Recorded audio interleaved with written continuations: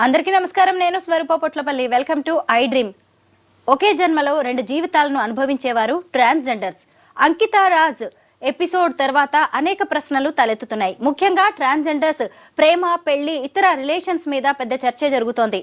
ప్రస్తుతం నాతో పాటు ఆస్ట్రో సైకాలజిస్ట్ ఎస్వి నాగ్నాథ్ ఉన్నారు. ఆయనతో మాట్లాడి అసలు ఈ ట్రాన్స్జెండర్స్ సైకాలజీ ఎలా ఉంటుంది, వాళ్ళతో ఎలాంటి శారీరక సుఖం ఉండదని తెలిసి మగవాళ్ళు ప్రేమ, పెళ్లి పేరుతో వాళ్ళతో రిలేషన్లోకి ఎందుకు వెళ్తున్నారు, డబ్బు కోసమేనా, ఎంజాయ్మెంట్ తర్వాత వీళ్ళని వదిలేస్తున్నారా, ఇలాంటి విమర్శల్లో నిజమెంత, వీటన్నిటి మీద ఆయనతో మాట్లాడదాం. నమస్తే నాగ్నాథ్ గారు. అంకితా రాజ్ ఎపిసోడ్ని మీరు ఫాలో అవుతూనే ఉన్నారు కదా, అంటే జస్ట్ మనం దీన్ని ఒక ఎగ్జాంపుల్గా మాత్రమే మాట్లాడుకుంటున్నాం ఈ కేసుని. అసలు ఈ ట్రాన్స్జెండర్స్ అనే వాళ్ళ సైకాలజీ ఎలా ఉంటుంది? Straight to the point, madam. Transgender is a proven clinically psychiatric one of the disorder. According to the psychology, it is emotional issue. According to the psychology, it is a proven emotional issue. But no transgender never likes themselves how they are. వాళ్ళు ఎలా ఉన్నారు, వాళ్ళ పుట్టుకత ఎలా ఉన్నారు అన్నది వాళ్ళకి ఇష్టం లేకపోవడం వల్లనే they wants to be like someone. ఇప్పుడు నేనులాగా ఉండాను, నాకు జన్మత నాకు ఒక జెండర్ ఉంది, సో నాకు దానికి తగ్గట్టు భావోద్వేగాలు, ఆలోచనలు, నాకు ఉండేటువంటి చిన్నప్పటి నుంచి ఉండే కోరికలు అందరికీ సర్వసాధారణంగా అందరికి, మీకు నాకు ఉన్నట్టు అందరికీ ఉంటాయి. బట్ ఇక్కడ ప్రాబ్లం ఏమొస్తుందంటే వాళ్ళు ఫస్ట్ ట్రాన్స్జెండర్గా వాళ్ళు ఎమోషనల్గా అడాప్ట్ అయిపోతారు madam. First you have to understand transgendership is emotional. It is more of emotional and kind of psychological. ఒక రకంగా చెప్పాలంటే gender almost like it is a gender identity disorder అంటారన్నమాట. It is called as a gender identity disorder. Gender identity డిజార్డర్లో మీరు పెక్యులియర్గా చూస్తే వాళ్ళకి majority of the psychological issues are more related to the sociologically. అంటే sociologically they are not contented. వాళ్ళ సభ్య సమాజంలో తిరిగేటప్పుడు వాళ్ళకు ఒక కైండ్ ఆఫ్ స్టిగ్మా, ఒక సోషల్లీ వాళ్ళకు ఒక కన్జర్వేటివ్నెస్ ఉంటుంది. బికాజ్ 10 మందిలోకి వాళ్ళు వెళ్ళినప్పుడు 10 మంది అన్ని పనులు ఆపేసుకొని వాళ్ళని చూస్తారు పక్క. మీరు రైల్వే స్టేషన్కి వెళ్ళండి, బస్ స్టాప్కి వెళ్ళండి, మాల్స్కి వెళ్ళండి, ఎక్కడికైనా వెళ్ళండి, they will become the centre of attraction. So వాళ్ళు దాన్ని నిజంగా ఎంజాయ్ చేస్తారా? వాళ్ళకి ఎంతో అంత సెల్ఫ్ కాన్షియస్నెస్ ఉంటుంది. బికాజ్ వాళ్ళకంటూ ఒక నలుగురు ఉండే కంఫర్ట్ వాళ్ళు ఒక్కళ్ళు ఇద్దరు ఉన్నప్పుడు వాళ్ళకు ఉండదు. Unless until they associate with the group wear ever they go. ఇంకొకటి ఏంటంటే వాళ్ళకి ఎమోషనల్ ఇష్యూస్ కూడా చాలా ఉంటాయి. మీరు అన్నారు చూడండి ఇందాక, వాళ్ళు ఎందుకు రిలేషన్స్ ఫామ్ చేసుకుంటారు, ఎందుకు వీళ్ళు నమ్ముకున్న వాళ్ళని వదిలేస్తారు. సో అక్కడ ఏమైపోతుంది అంటే they will become very unstable, emotionally unstable people అయిపోతారు. వాళ్ళు హైపర్ సెన్సిటివిటీ పెరిగిపోతుంది. వాళ్ళు బయట సమాజానికి ఎంత డెకరేషన్ చేసుకొని, ఎంత అందంగా ఉన్నా, ఎంత వాళ్ళు మేకప్ వేసుకున్నా, ఎటువంటి వస్త్రధారణ చేసినా కానీ వాళ్ళు ఎండ్ ఆఫ్ ద డే ఇంటికి వెళ్ళినప్పుడు మాత్రం వాళ్ళకి డెఫినెట్లీ సభ్య సమాజంలో వాళ్ళు కోరుకున్నటువంటి వాళ్ళ ఎమోషనల్ స్టేట్ ఆఫ్ బాండేజెస్ వాళ్ళకి వేరే వాళ్ళతోని కాన్ఫిడెంట్గా ఉండవు. సో దానివల్ల వాళ్ళు ఏం కోల్పోతారు, వాళ్ళు లోన్లీనెస్ స్టార్ట్ అవుతుంది వాళ్ళకి. వాళ్ళు ఎక్కడికి వెళ్ళినా, ఎన్ని లైఫ్లో ఎన్ని ఎక్స్పీరియన్సెస్ అయినా కానీ వాళ్ళని సభ్య సమాజంలో మాస్కులైన్ జెండర్, ఫెమినైన్ జెండర్ లాగా వాళ్ళని ట్రీట్ చేయకపోవడం వల్ల, though they confess themselves as a female or a male after change of this gendership. కానీ వాళ్ళకి ఎమోషనల్లీ ఒక ఇన్సెక్యూరిటీ సభ్య సమాజం నుంచి, ఎన్విరాన్మెంట్ నుంచి విపరీతంగా వాళ్ళ మీద ప్రభావం ఉంటుంది. రెండో ఆస్పెక్ట్ ఏంటంటే వాళ్ళు ఒక్కసారి ఇంటికి వెళ్ళిన తర్వాత, ఇప్పుడు సైకాలజీ అంతా ఏం చెప్తుందంటే, నువ్వు సభ్య సమాజంలో ఉన్నప్పుడు నీకంటూ ఒక వ్యక్తిత్వం, అంటే నీకంటూ ఒక పర్సనాలిటీ ఉంటుంది. ఆ పర్సనాలిటీని నువ్వు 10 మందికి చూపించుకోవడానికి, 10 మందితో మేనేజ్ చేసుకోవడానికో, లేకపోతే నీకు లైక్ మైండెడ్ సొసైటీతో నువ్వు మాట్లాడుతూ ఏదో ఒక రకంగా కాలం గడిపేస్తావు. కానీ what happens when you go home and when you are sleeping? నువ్వు ఒక్కడే ఉంటావు. నువ్వు పడుకునేటప్పుడు నువ్వు ఒక్కడే ఉంటావు. ఒకవేళ నువ్వు ఒక్కడే ఉన్న సందర్భాల్లో నిజంగా నీకు అప్పటి వరకు నువ్వు పొద్దున్న సాయంత్రం వరకు నీకున్న ఎక్స్పీరియన్స్, నువ్వు ట్రాన్స్జెండర్గా మారిన తర్వాత నీలో వచ్చేటువంటి ఎమోషనల్ చేంజెస్, సైకలాజికల్ చేంజెస్ ఏవైతే ఉంటావో దాంతో నువ్వు కంఫర్టబుల్గా ఉన్నావు అంటే మాత్రం వాళ్ళు నో అని చెప్పొచ్చు ఆనెస్ట్లీ. ఎందుకంటే వాళ్ళకి ఎప్పటికీ కూడా ఏదో కోల్పోతున్నాము, ఎవరు వెనుక వీళ్ళు పడుతుంటారు. కానీ వాళ్ళ వీళ్ళతో ఉన్నా కానీ ఇది ఈ రోజు ఉంది, రేపు ఉంటుందా లేదో తెలియదు.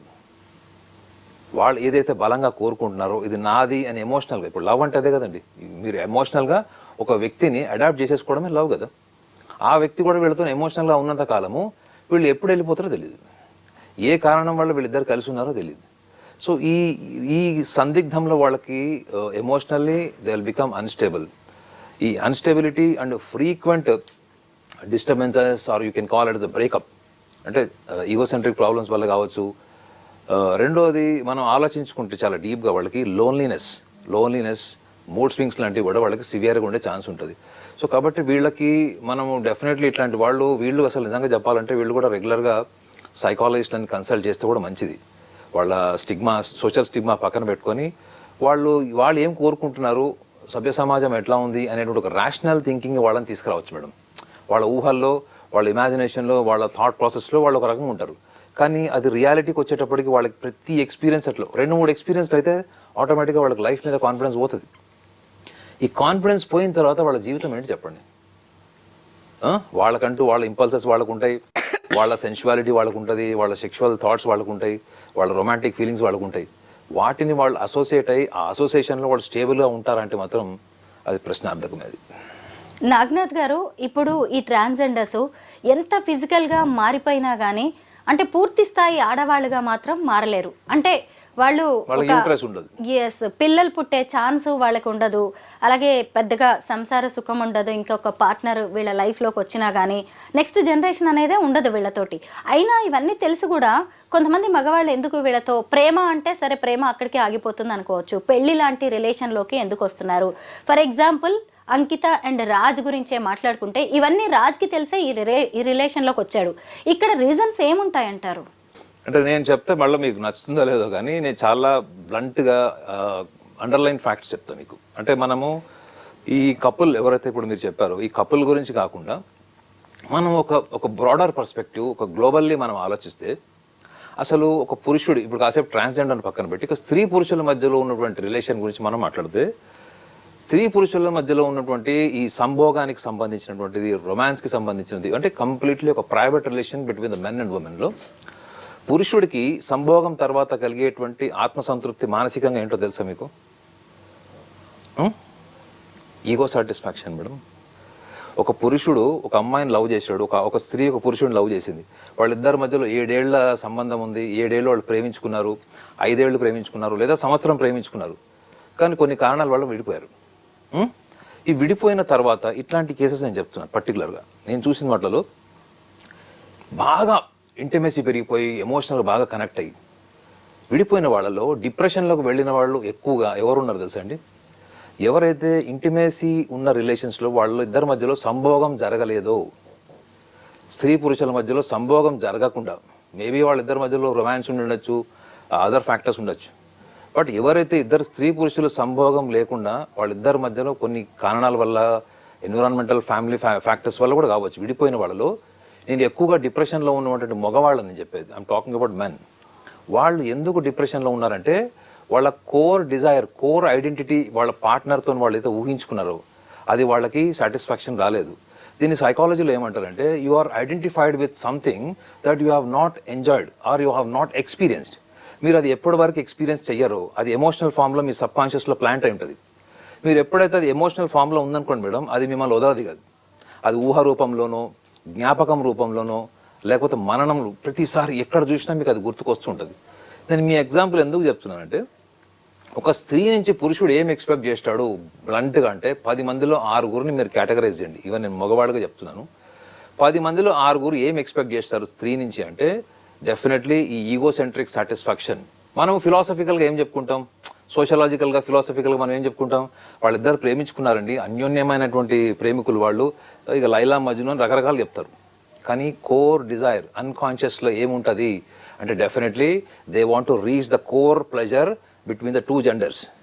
సో ఇక్కడ మీరు ఆలోచించాల్సింది ఏంటంటే ఈ కోర్ డిజైర్లో పురుషుడు స్త్రీ పట్ల ఈ మనకి సైకాలజీ జర్నల్స్ ఉంటాయి కదా మేడం, ఈ జర్నల్స్ చేసినటువంటి రీసెర్చ్ ఏంటంటే పురుషుడు ఎక్కువగా పెనెట్రేషన్ తర్వాత, ఎజాక్యులేషన్ తర్వాత ఒక type of satisfaction, ego satisfaction పొందుతాడు.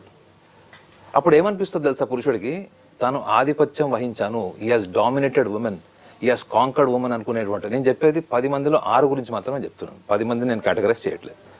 సో స్త్రీకి పురుషుడితో ఉన్నటువంటి సంభోగం కాలంలో ఆమెకి పెనెట్రేషన్ కంటే ఎక్కువగా ఆమెకి ఓరల్ సెక్స్లో ఎక్కువ సాటిస్ఫాక్షన్ ఉందన్నది ఈ సైకాలజీలో, ఈ సెక్స్ అండ్ సైకాలజీ జర్నల్స్ కొన్ని రిపోర్ట్స్ రాశారు. ఇది ఇది ఎప్పుడు నేను ఒక 11-12 years బ్యాక్ చదివాను. సో ఇక్కడ మీరు దీన్ని రిలేట్ చేసి చూడండి, ఒక పురుషుడు ట్రాన్స్జెండర్తో ఎందుకు ఉంటాడు చెప్పండి. ఒక స్త్రీ నుంచి ఎక్స్ట్రాడినరీ లేకపోతే జుగుప్సాకరమైనటువంటి సంభోగాన్ని అంటే పడక గదిలో ఎక్స్పెక్ట్ చేసినప్పుడు ప్రతి స్త్రీ కూడా పురుషుడితోనంత కంఫర్టబుల్ ఉండకపోవచ్చు. కొంతమంది వాళ్ళకి ఇన్సెక్యూరిటీ వల్ల కావచ్చు, ఇష్టం ఉండొచ్చు, though they like each other, but there are some boundaries that women never wants to cross. For example, మీరు ఒక ట్రాన్స్జెండర్తో మీరు కనుక ఫిజికాలిటీలో ఏముంటుంది చెప్పండి. ఒక ట్రాన్స్జెండర్తోని మగవాడికి ఉండేటువంటి pleasure, the highest manifested pleasure మాత్రం అది ఓరల్ సెక్సే ఉంటుంది. చూడండి, కేవలం ఒక ఓరల్ సెక్స్ కోసము దాన్ని ఓపెన్ గా మాట్లాడుకొని దాని గురించి ఓపెన్ గా అంగీకరించేటువంటి స్వభావం లేని వాళ్ళు చాలా మంది. ఇది నా ఒపీనియన్ గా నేను చూసిన కోణంలో అసలు ట్రాన్స్జెండర్స్ వీళ్ళు ఎందుకు విడిపోతున్నారు అంటే నేను అనాలిసిస్ చేసింది నేను చెప్తున్నాను మీకు. నాగనాథ్ గారు, ఇక్కడ చూసినప్పుడు ఈ అమ్మాయి అంకిత తను ట్రాన్స్ అయినా సరే ఇలాంటి నార్మల్ పర్సన్ తనని పెళ్లి చేసుకున్నాడు అని చెప్పి కొంచెం హ్యాపీగా బిల్డప్ ఒక గొప్పగా ఫీల్ అయ్యి ఉండొచ్చు కదా తను.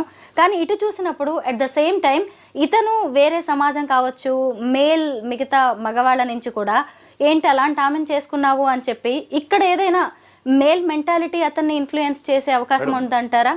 అంటే ఇంకెవరైనా మగవారిని కాదు, ఇంకొకసారి మీరు ఆలోచించండి. మీరు అడిగిన ప్రశ్నలో అంతర్భావం, ఇప్పుడు ఇతను అదే సమాజాన్ని కాదని పెళ్లి చేసుకున్నాడు, రైట్? ఇప్పుడు ఏదైతే ప్రశ్నిస్తుందో సమాజం, ఆ సమాజాన్ని కాదని పెళ్లి చేసుకున్నాడు. వాడు ఎందుకు వెళ్ళిపోయాడు? దాన్ని మనం సొఫిస్టికేటెడ్ లాంగ్వేజ్లో మాట్లాడకూడదు మనం. It is called a perversion. It is called as a situational, environmentally provoked, and you are seeking only environmental pleasure. అంటే తాత్కాలికమైనటువంటి భావోద్వేగము, తాత్కాలికమైనటువంటి సుఖం. మీరు అడిగిన ప్రశ్నలో లాజిక్ చెప్పాలా? ఇప్పుడు ఒక పురుషుడు స్త్రీని ముట్టుకున్నప్పుడు, స్త్రీతోని సంభోగం చేసేటప్పుడు స్త్రీ శరీరానికి ఒక తత్వం ఉంటుందండి, ప్రకృతి నుంచే ఉంటుంది. అది పురుషుడు మజిల్, మెన్ మజిల్కి ఉండదు, ఓన్లీ ఫీమేల్ మజిల్కి ఉంటుంది. ఫీమేల్తో వాళ్ళు రొమాన్స్ చేసేటప్పుడు వాళ్ళకు వచ్చేటువంటి మూడ్స్ కానీ, ఎరెక్షన్ కానీ, అరౌజల్ కాదు ఎజాకులేషన్ కానీ, అరౌజల్ ఫీమేల్కి అవుతుంది కాబట్టి.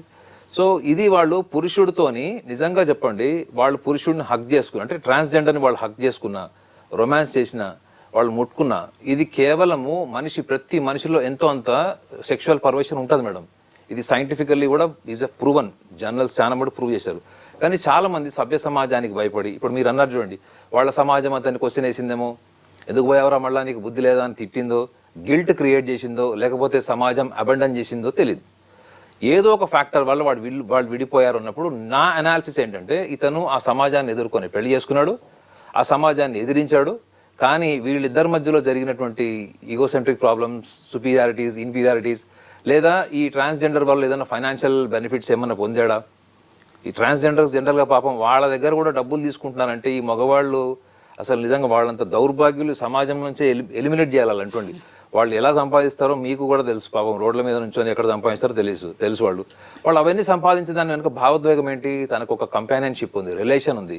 సో ఈ రిలేషన్కి ఎస్టాబ్లిష్ చేసుకోవడం కోసం, ఒకవేళ కంపానియన్షిప్ ఉన్నవాడు అతనికి కూడా ఇన్కమ్ సోర్స్ ఉంది, అతను కూడా ఈ అమ్మాయిని బాగా ట్రాన్స్జెండర్ని బాగా చూసుకుంటున్నాడు అంటే అది ఓకే. కానీ అక్కడ ఏం జరుగుతుంది, చాలా సందర్భాల్లో ట్రాన్స్జెండర్స్ సంపాదించిన డబ్బులు తీసుకొని పారిపోయిన మగవాళ్ళు ఎక్కువ ఉన్నారు. మరి ఇంత చీటింగ్ జరుగుతున్నప్పుడు మనం అందులో అర్థం చేసుకుని ట్రాన్స్జెండర్స్ లాంటి వాళ్ళకి మనం ఇవ్వాల్సిన మెసేజ్ ఏంటంటే, ఈ 10 మందిలో 6 మగవాళ్ళు ఎవరైతే మీతో ఉంటున్నారో, 6 నెలలు, సంవత్సరం, 4 ఏళ్ల తర్వాత వెళ్ళిపోతున్నారు, వీళ్ళందరికి కావాల్సింది ఏంటి మీ నుంచి? ఒక ఎమోషనల్ బాండేజా మేడం? ఎమోషనల్ బాండేజ్ అంటే మీరు సభ్య సమాజాన్ని ఎదుర్కొనే విల్ పవర్ ఉంటే మీకు ఎమోషన్ ఉంటుంది. You are emotionally not just connected to a transgender, even you are emotionally strong, prepared to face the consequences. You have to face your own family. మీ కుటుంబం ఒప్పుకుంటుందండి ఒక ట్రాన్స్జెండర్ పెళ్లి చేసుకుంటే? మీ ఇంట్లో చెల్లెళ్ళు, అక్కలు ఉంటారు, వాళ్ళ పెళ్ళిళ్ళు కాదు, వీళ్ళతో పర్వర్టెడ్ ఫ్యామిలీ అని వాళ్ళ పెళ్ళిళ్ళు కూడా కావాలనేటువంటి స్థాయికి మన సమాజం ఆలోచిస్తుంది, ఒక కమ్యూనిటీ ఆలోచిస్తుంది, ఒక రిలీజన్ ఆలోచిస్తుంది. కొన్ని రిలీజన్స్లో అయితే అసలు అది అబెండన్, అది హోమోసెక్షువాలిటీ కానీ ట్రాన్స్జెండర్ రిలేషన్ కానీ అది అబెండన్ అక్కడ వాళ్ళు. కానీ ఇది ఎందుకు ఇక్కడ జరుగుతుంది అంటే, నా అనాలిసిస్ ప్రకారం చెప్తున్నా మేడం, 10 మందిలో 6 they want to experiment sex in a different ways.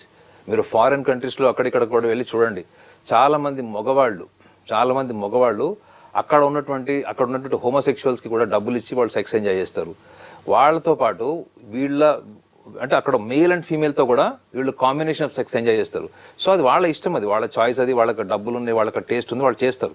But మనం ఇక్కడ ఒక ట్రాన్స్జెండర్ పాయింట్ ఆఫ్ వ్యూలో ఒక ఎమోషనల్ యాంగిల్ని మనం చూస్తే ఇది ఎందుకంటే ఇది mental illness, it is straight away I'm telling you it is a mental illness. Even psychiatry కూడా దాన్ని నిర్ధారించింది. సైకాట్రీలో ఉన్న మెయిన్ డిజార్డర్స్లో ఈ ట్రాన్స్జెండర్ డిజార్డర్ కూడా ఉంది. సో ఈ డిజార్డర్లో ఉన్న వాళ్ళు ఏమనుకుంటారు, వాళ్ళు emotionally they want a bondage. ఒక బాయ్ ఫ్రెండ్ గర్ల్ ఫ్రెండ్ చూసినా అరే నాకు బాయ్ ఫ్రెండ్ లేడు అనే ఫీలింగ్ ట్రాన్స్జెండర్కి వస్తుంది. ఒక అమ్మాయి అబ్బాయి ఇద్దరు వెళ్ళినా, భార్యాభర్తలు వెళ్ళినా వీళ్ళకి ఈక్వల్ ఫీలింగ్స్ ఉంటాయి. వాళ్ళకి ఈ ఫీలింగ్స్ మీద వాళ్ళకి కంట్రోల్ ఉండదు మేడం. లేనప్పుడు వీళ్ళు ఎవరినైనా నమ్మాల్సిందే. చివరికి వాడు మోసం చేసి టోపీ పెట్టి వెళ్ళే వరకు వీళ్ళు ఏం తెలుసుకోలేరు. నేను అందుకే లాజికల్ పాయింట్ ఏం చెప్తున్నానంటే ఈ వీళ్ళ దగ్గరకు వచ్చేవాళ్ళు చాలా మంది వీళ్ళు వాళ్ళతోని ఎమోషనల్గా కనెక్ట్ అయ్యారా, వీళ్ళు ఎక్కువ పర్సంటేజ్ కనెక్ట్ అయ్యారా అన్నది ట్రాన్స్జెండర్ చూసుకోవాలి. లేకపోతే ఏముంది మేడం, వాడు సెక్షువల్ పర్వర్షన్, వాళ్ళకి కావాల్సినటువంటి బ్లంట్గా చెప్తున్నా కదా, ఓరల్ సెక్స్ తప్ప ఈ ట్రాన్స్జెండర్స్ నుంచి ఈ మాస్కులైన్ జెండర్స్ ఎంజాయ్ చేసేది ఏమీ ఉండదు. వాళ్ళు చెప్పే ఎమోషనల్ స్టోరీస్ అవన్నీ కూడా అది just to grab the pleasure from the opposite gender, that's all. డబ్బు కోసం అలాగే సొసైటీకి ఏదో రోల్ మోడల్స్ లాగా నిలుద్దాము అని కూడా కొంతమంది ఇలాంటి రిలేషన్స్ లోకి వచ్చి మళ్ళీ భయపడిపోయి కొన్నాళ్లే ఉండి వెళ్ళిపోతున్నట్టుగా కనిపిస్తుంది. ఈ సైకాలజీని మనం ఎలా చూడాలి? మగవాళ్ళ అంటే లేదు మేడం, ఇప్పుడు ఇందులో మీరు డిఫరెంట్ యాంగిల్స్ చూడొచ్చు. ఇప్పుడు మనం రీసెంట్గా మీరు చెప్పిన కేస్ స్టడీ చూసినా, అంతకు ముందర వచ్చినటువంటి కొన్ని ఈ ట్రాన్స్జెండర్స్వి చూసుకున్నా కానీ ఒక మగవాడు సభ్య సమాజం సోషల్ మీడియా వచ్చాక చూద్దాం కాసేపు, మనం సోషల్ మీడియా అనుకుందాం. సోషల్ మీడియాలో ఒక పోస్ట్ వచ్చింది, ఇతను అందరినీ కుటుంబ సభ్యుల్ని వాళ్ళందరినీ కూడా ఎదిరించి ఒక ట్రాన్స్జెండర్ని పెళ్లి చేసుకున్నాడని ఒక పెద్ద న్యూస్ అయింది, కొన్ని లక్షల్లో చూశారు అది. So if you are really craving for an attention, it's a special attention, a pride attention, and you want everybody to identify you in a very role model, అంటే ఒక ప్రెజుడిస్ ఒక ప్రైడ్ పర్సనాలిటీ లాగా మిమ్మల్ని చూడాలనుకుంటున్నారు, మిమ్మల్ని అందరికంటే అద్భుతంగా గుర్తించాలి, వాళ్ళకున్న కొన్ని వాల్యూస్ కానీ వీటన్నిటిని కూడా ఆ సందర్భంలో ప్రొజెక్ట్ చేస్తారు వీళ్ళు. దీని వెనక ఉన్న కారణం ఏంటి? ఒక అటెన్షన్ సీకింగ్ లేకపోతే వాళ్ళిద్దరు నిజంగా కలిసి ఉంటారు మేడం. మీరు అన్నారు కదా సైకాలజీ అంటే, వాళ్ళు నిజంగా if it is not mentally they are seeking only attention, if they are not seeking only attention, they want even values come in between the relation, they want to travel together throughout the life. So అక్కడ వాళ్ళు విడిపోయే అవకాశం ఉండదు madam. ఒకవేళ విడిపోయే అవకాశం వస్తే కూడా ఇద్దరు ఎవరో ఒకళ్ళు కాంప్రమైజ్ అయ్యి వాళ్ళు they will remain in the relation. అది లేరు అంటే మాత్రం డెఫినెట్లీ ఈ సోషల్ మీడియా వచ్చిన తర్వాత అయితే అదొక పెద్ద డ్రామాటిక్ కేసెస్ కూడా చాలా చూసాం. మీరు అనకూడదు కానీ చాలా మటుకు ఇప్పుడు మీరు చెప్పిన కేస్ స్టడీలో కూడా ఎంతో అంత సోషల్ మీడియా ఐడెంటిటీ, ఆ డాన్స్ మూమెంట్స్ అవన్నీ కూడా మనం చూసాం. సో మనకి వాళ్ళు ఏం చేస్తున్నారు, ఒక వన్ వీక్లో లేదా ఒక వన్ మంత్లో మనం సెలబ్రిటీ అయిపోవాలి, లేదా people should be recognise us in a different manner. After 1 month, 2 months, we get into the quarrel, we fight on the streets, and whatever it happens, no matter whether I am recognized or not, in any form, in a positive manner or a negative manner, am I identified or not by the social media? So, ఇటువంటి mind set ఉన్న వాళ్ళు ఇందులో లేరని మీరు అనుకుంటున్నారా? So ఇది కేవలం just to become popular, identified person and socially recognised. వీళ్ళకి ఏదో పెద్ద ఫస్ట్లో పెళ్లి చేసుకోగానే సోషల్ మీడియా అంతా ఆహా ఊహో అని పొగిడి దానిలో రకరకాలుగా ఇది చేస్తారు, కొన్ని వందల సైట్లు వచ్చేస్తుంది. But what happens after 1 year? ఈ 1 yearలో తర్వాత ఏమొస్తుంది? ఇప్పుడు మీరే మాట్లాడుతున్నారు చూడండి, 1 year ముందు చాలా అద్భుతమైనటువంటి కళలు చూపించిన వాళ్ళు ఇప్పుడు ఎందుకు విడిపోయారు అంటే, ఈ 1 yearలో వాళ్ళు ఎవరు అంతకు ముందర వాళ్ళు కనుక పెళ్లి చేసుకుని లైమ్ లైట్లోకి రాకపోయింటే వాళ్ళు మీరు చర్చ పెట్టేవాళ్ళు వాళ్ళ గురించి. Now they have become a socially identified people. They have become a content to discuss on anything. So అందుకే మన స్టాండ్ పాయింట్ ఏంటంటే, ఇటువంటి సైకలాజికల్ డైమెన్షన్స్లో వీళ్ళకి మెంటల్ ఇల్నెస్ కింద చూపించే చాలా విషయాల్ని సభ్య సమాజంలో ఏమనుకుంటున్నారు, ఒక ట్రాన్స్జెండర్ ఇట్లా చేశాడు, ఒక ట్రాన్స్జెండర్ అట్లా చేశారు, వీళ్ళు కలిసి ఉన్నారు, పెళ్లి చేసుకున్నారు. వీటన్నిటి వెనుక ఒక ట్రాన్స్జెండర్ పాయింట్ ఆఫ్ వ్యూ నేను చెప్పట్లే కానీ, వాళ్ళ జీవితంలోకి ఎవరైనా వచ్చి నేను నీ జీవితాన్ని మారుస్తాను, నీకు ఒక లైఫ్ ఇస్తాను, మనం కలిసి ఉందామని చెప్తారు చూడండి, వాళ్ళల్లో మీరు చూసుకోవాల్సింది ఫస్ట్ 90% మీరు sexual perversion, or else they want to use you as a transgender to be identified in social media. This is what is my straight line statement. Naganath గారు, మామూలుగా హార్మోనల్ చేంజెస్ అనేవి మన సైకలాజికల్గా మన మీద చాలా ఎఫెక్ట్ చూపిస్తూ ఉంటాయి. అయితే ఈ ట్రాన్స్జెండర్స్ మారిపోతూ ఉంటారు కదా, అబ్బాయిలుగా ఉండి అమ్మాయిలుగా మారేవాళ్ళు, వాళ్ళకు కూడా హార్మోనల్ ఇంజెక్షన్స్ చాలా ఇస్తూ ఉంటారు. అలాంటి వాళ్ళ మెంటల్ కండిషన్ ఖచ్చితంగా వేరే వాళ్ళకంటే కూడా డిఫరెంట్గా ఉంటుంది కదా? అంటే ఫస్ట్ మీరు అర్థం చేసుకోవాల్సింది ఏంటంటే ఇది హార్మోనల్ కింది కన్నా it more emotional madam, more emotional, psychological and emotional. So ఎందుకంటే మనకి ఈస్ట్రోజన్ హార్మోన్స్ గురించి చెప్తారు, ఎక్సెసివ్ ఈస్ట్రోజన్ హార్మోన్స్ మనకి ఫీమేల్ ఎక్కువ ఉంటాయి. సో ఇక్కడ మనం అర్థం చేసుకోవాల్సింది ఏంటంటే వీళ్ళు బాడీ ట్రాన్స్ఫర్మేషన్ అంటే కంప్లీట్గా వీళ్ళ శరీరంలో ఆర్గన్స్ అంటే మగవాళ్ళు ఆడవాళ్ళగా మారితే ఫీమేల్ అపియరెన్స్ కోసం వాళ్ళు రకరకాల ట్రీట్మెంట్స్ చేయించుకుంటారు. దాని సైడ్ ఎఫెక్ట్స్ అంటున్నారు మీరు. దాని సైడ్ ఎఫెక్ట్స్ మాత్రమే కాదు మేడం, ఆ పెయిన్ వల్ల వచ్చేటువంటి సైకలాజికల్ ప్రాబ్లమ్స్ కూడా ఉంటాయి వాళ్ళకి. సో వాళ్ళు తీసుకున్నటువంటి ఆ కెమికల్స్, బాడీలో ఇంజెక్ట్ చేసుకున్నటువంటి injections, what ever it is.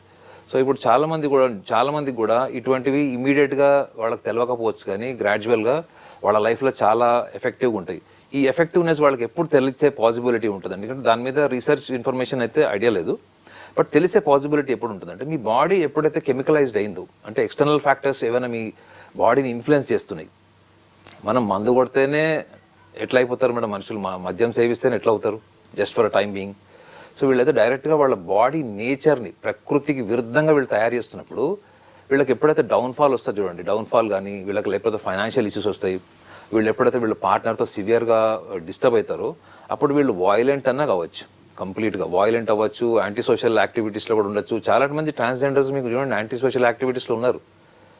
మీరు అనుకోకండి వాళ్ళు ఈ అఘోర నాగసాధువులాగా వాళ్ళు ఒక్క కేసు కూడా లేని వాళ్ళు ఏం లేదు. మీరు చాలా క్రైమ్స్లో, క్రిమినల్ కేసెస్లో ఉన్నారు, మర్డర్ కేసెస్లో ఉన్నారు, సైకిక్ మర్డర్స్లో కూడా ఉన్నారు వాళ్ళు. అంటే డెలిబరేట్గా ప్లాన్ చేసి పథకం ప్రకారం హింసించి చంపిన వాళ్ళ చరిత్ర కూడా మన పేపర్లో చాలా ఆర్టికల్స్ చూసాం లాస్ట్ ఒక 15 yearsలో. కానీ వీళ్ళు ఈ మానసిక పరమైన మార్పులు ఎప్పుడైతే వీళ్ళకి వస్తాయో అప్పుడు మనకు వాళ్ళకి మెయిన్ కనిపించేది ఎప్పుడు అంటే వీళ్ళు ఎప్పుడైతే లైఫ్లో ఒక టఫ్ సిచ్యువేషన్ని, ఒక పానిక్ సిచ్యువేషన్ని హ్యాండిల్ చేసేటప్పుడు అది బయటకు వస్తుంది మేడం. అండ్ టఫ్ సిచ్యువేషన్ అంటే ఆర్థికంగా కృంగిపోయినప్పుడు కావచ్చు, ఒంటరిగా అయిపోయినప్పుడు. ఒక పానిక్ సిచ్యువేషన్ ఎప్పుడు వస్తుందంటే when they are completely neglected by their own people. వాళ్ళ ట్రాన్స్జెండర్సే వాళ్ళు ఏదైనా ఈగో ప్రాబ్లమ్స్ వల్ల వాళ్ళు ఏదో వదిలేశారు అనుకోండి. సో ఈ రెండు సిచ్యువేషన్స్ని వాళ్ళు హ్యాండిల్ చేసేటప్పుడు నార్మల్గా మనకంటూ ఒక ఎమోషన్, మనకంటూ ఒక కెమిస్ట్రీ ఉంటుంది. అది నార్మల్ లెవెల్లో అది డ్యామేజ్ అయ్యే ఛాన్స్ ఉంటుంది. ఈ నార్మల్ లెవెల్ నుంచి వాళ్ళు ఇంకా అబ్నార్మల్ వెళ్ళడానికి ఇటువంటి వీళ్ళు ఏవైతే తీసుకుంటుంటే ట్రీట్మెంట్ మెడికేషన్ ఉంటుందో దాని ఇంపాక్ట్ కూడా ఉండే ఛాన్స్ గ్యారంటీ ఉంటుంది. సొసైటీ యాక్సెప్ట్ చేయకపోవడం, అలాగే ఫ్యామిలీ కూడా దూరంగా పెట్టడం, నా అనేవాళ్ళు చుట్టూ లేకపోవడంతో కూడా మోసపోతామని తెలిసి కూడా ఇలా పరాయి వ్యక్తులను నమ్ముతున్నారా? ఇలాంటి రిలేషన్స్లోకి వెళ్తూ ఉంటారా? లోన్లీనెస్ ఎక్కువగా కారణం అంటారా? ఇన్సెక్యూరిటీ కావచ్చు, ఇలాంటి కారణాలు వాళ్ళని ఇన్ఫ్లుయెన్స్ చేస్తూ ఉంటాయా? అంటే మేడం ఇందులో స్ట్రైట్గా ఒక సైకాలజిస్ట్కి చెప్పాలంటే it is a perversion. Perversion అంటే ఏంటి? ప్రకృతికి విరుద్ధమైనటువంటి ఎక్స్పెరిమెంట్నే పర్వర్షన్ అంటారు. సో వీళ్ళు అంతా ఎక్స్పెరిమెంట్ చేసి వాళ్ళు వేసుకునే దుస్తుల దగ్గర నుంచి రూపురేఖలన్నీ మార్చుకొని జుట్టు వేయించుకొని అన్నీ చేసినప్పుడు వాళ్ళకి దాని వెనక, ఆ యాక్టివిటీ వెనక కూడా ఒక సైకలాజికల్ ప్రాసెస్ ఉంటుంది మేడం. ఊరికే జరగదు అట్లా. ఇప్పుడు మీరు ఒక డ్రెస్ వేసుకొని వచ్చారు, మీకు నచ్చని డ్రెస్ మీరు వేసుకోలేరు, నాకు నచ్చని డ్రెస్ నేను వేసుకోలేను.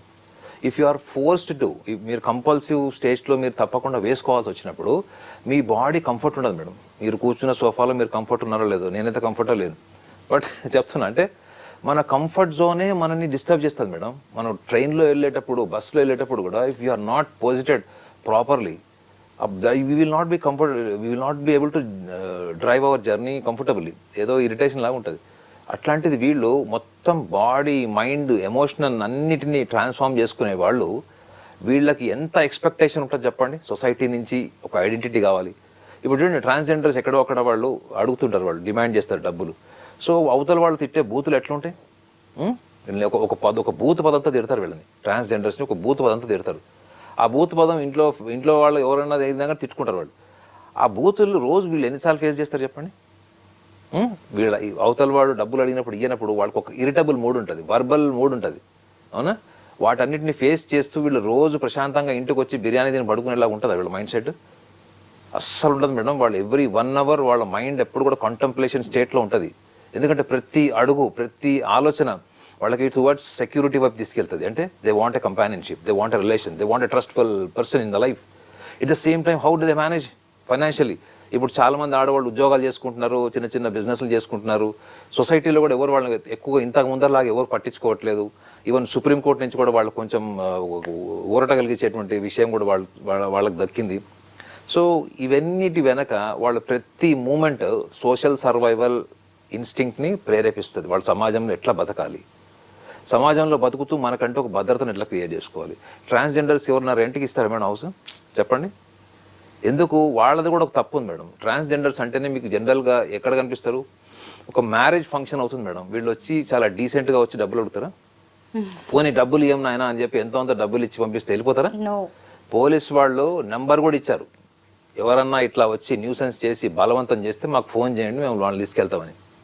అంటే what they are doing madam? They are spoiling their own domain, they are spoiling their own reputation. సమాజానికి వాళ్ళ మీద ఉన్న ఒపీనియన్ని వాళ్ళు ఇంకా భయంకరంగా చేస్తున్నారు. నేను మొన్న మా కజిన్ని బస్ స్టాప్లో డ్రాప్ చేయడానికి వెళ్తే అక్కడ ఇద్దరు ట్రాన్స్జెండర్స్ ఉన్నారు. సో ఒక ట్రాన్స్జెండర్ డీసెంట్గా అడిగి వెళ్ళిపోయాడు, ఇంకో ట్రాన్స్జెండర్ మీద పడిపోతున్నాడు. ఏం చేస్తారు మేడం చెప్పండి? అప్పుడు అక్కడ ఆడవాళ్ళు కూడా ఉన్నారు, ఏం చేస్తారు మీరు కొట్టాలనిపిస్తుంది మీకు? ఆ స్టేజ్ ఎందుకు తెస్తారు వాళ్ళు? ఎవరు బస్ జర్నీ అంటే ఎవరు టైంలో వాళ్ళు హరిబరి ఉంటారు, వాళ్ళు తొందరగా వెళ్ళిపోవాలి, బస్ మిస్ అవుతుందేమో, ఇట్లా ఇవన్నీ ఉంటాయి. So they don't have common sense. So ఇట్లా అందరినీ అనట్లేదు, కానీ వాళ్ళ సర్వైవల్ ఇన్స్టింక్ట్ అన్నది వాళ్ళకి జీవితంలో సోషల్ మేనర్స్ తగ్గించేస్తుంది మేడం. సోషల్ మేనర్స్ తగ్గిస్తుంది. ఎంపతి, ఎదుటివాడు ఏమనుకుంటున్నాడు, ఎదుటివాడు నిజంగా ఇచ్చే స్తోమత ఉందా లేదా, అవతల వాడు కూడా డబ్బు ఇంపార్టెంటే కదా, వాడు కష్టపడి సంపాదిస్తాడు. ఈ కామన్ సెన్స్ ఎందుకు లేదు మేడం వాళ్ళకి? మనం ట్రాన్స్జెండర్స్ని ఒక యాంగిల్లో సపోర్ట్ చేస్తాం, సమాజంలో వాళ్ళకి గుర్తింపు లేదనో, వాళ్ళకి పార్ట్నర్షిప్ లేరనో, పార్ట్నర్స్ లేరనో, లేకపోతే ఉన్న పార్ట్నర్స్ మోసం చేస్తున్నారో అన్నది కాస్త ఆలోచించాల్సిన విషయం. కానీ వాళ్ళ బిహేవియరల్ ప్యాటర్న్ ఏంటి? ఈ behavioural pattern, violent behaviour, possessiveness, compulsiveness ఏదైతే ఉందో, ఇట్ ఈస్ డెఫినెట్లీ వాయిలెన్స్. అంటే వాళ్ళ అసంతృప్తి నుంచి వచ్చినటువంటి ఒక లక్షణం అది. అసంతృప్తి ఎక్కడి నుంచి వచ్చింది? సోషలాజికల్గా వచ్చింది. అంటే వాళ్ళ గుర్తింపు లేదు, ఆర్థికపరమైన సమస్యలు. సో వీళ్ళంతా ఈజీగా అంతా వాళ్ళని మనం కన్సిడర్ చేసి వాళ్ళకు ఒక ఫిలాసఫికల్ మైండ్ సెట్ అయితే మనం వాళ్ళకి ఉంటుందని మనం చెప్పలేము. బట్ కొంతమంది ట్రాన్స్జెండర్స్ మీరు అన్నట్టు వాళ్ళు డిగ్నిఫైడ్గా వాళ్ళు ఎక్కడొక్కడ వ్యాపారాలు, బిజినెస్ అవి చేసుకుంటున్నారు. సో వాళ్ళని మనం అప్రిషియేట్ చేయొచ్చు. థ్యాంక్ యూ నాగనాథ్ గారు. ట్రాన్స్జెండర్స్ సైకాలజీ గురించి చాలా బాగా ఎక్స్ప్లెయిన్ చేశారు. Thank you so much. Thank you very much.